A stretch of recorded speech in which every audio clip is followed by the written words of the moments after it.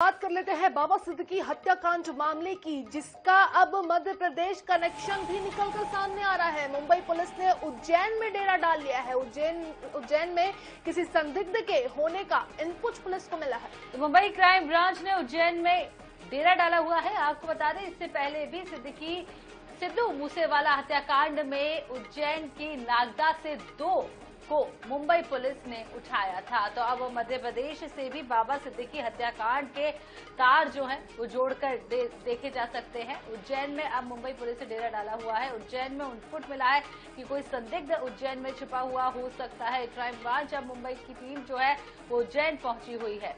तो बाबा सिद्दीकी हत्याकांड का अब मध्य प्रदेश कनेक्शन निकलकर सामने आ रहा है। मुंबई पुलिस ने उज्जैन में डेरा डाल दिया है। उज्जैन में किसी संदिग्ध के होने की जानकारी क्राइम ब्रांच और मुंबई पुलिस को मिली है, जिसकी वजह से अब क्राइम ब्रांच और पुलिस, मुंबई पुलिस दोनों जो है वो उज्जैन में पहुंची हुई है। तो कल जिस तरीके से बाबा सिद्दीकी की हत्या कर दी गई थी परसों देर रात, जब वो अपने बेटे के ऑफिस में थे और ताबड़तोड़ फायरिंग उन पे कर दी गई। ज्यादा जानकारी के लिए हमारे संवाददाता प्रदीप तलरेजा हमारे साथ राजधानी भोपाल से जुड़ चुके हैं।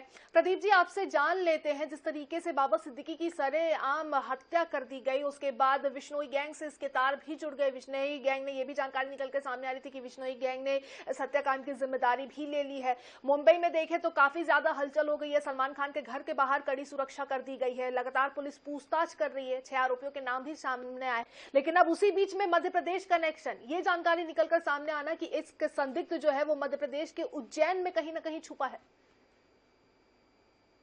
लेकिन निश्चित तौर पर ये जरूर कहा जा सकता है कि बाबा सिद्दीकी जिस प्रकार से बड़ा नाम है, वो एनसीपी के बड़े नेता है और उनके ऊपर जिस प्रकार से उनकी हत्या कर दी गई और हत्या के जो आरोपियों का तार जो है वो मध्य प्रदेश से जुड़े हो सकते हैं, इस बात की जो पुष्टि है वो लगातार हो रही है।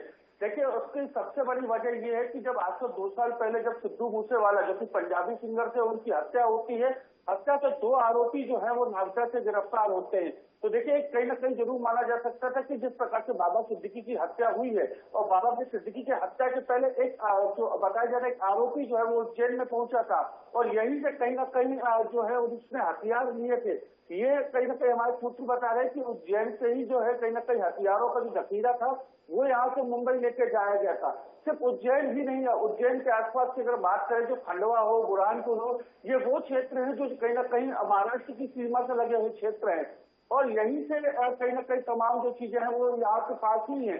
और इसको लेकर देखिए, जब रविवार सवेरे से ही जो मुंबई क्राइम ब्रांच की टीम है, 7 सदस्यीय टीम जो है वो मध्य प्रदेश पहुंचती है, उज्जैन में अपना डेरा डालती है और उज्जैन की जो पुलिस है उससे सहायता लेती है। उससे सहायता लेने के बाद ये कहा जाए कि अलग अलग जो भी ठिकाने, चाहे चूंकि बाबा महाकाल की धर्मस्थली जो है वो उज्जैन, और वहां पर कई ऐसे स्थान हो सकते हैं, चाहे होटल हो, चाहे लॉज हो, चाहे अन्य प्रकार की चीजें हो। तो कहीं ना कहीं ये चीजें सबसे ज्यादा यहाँ पर है।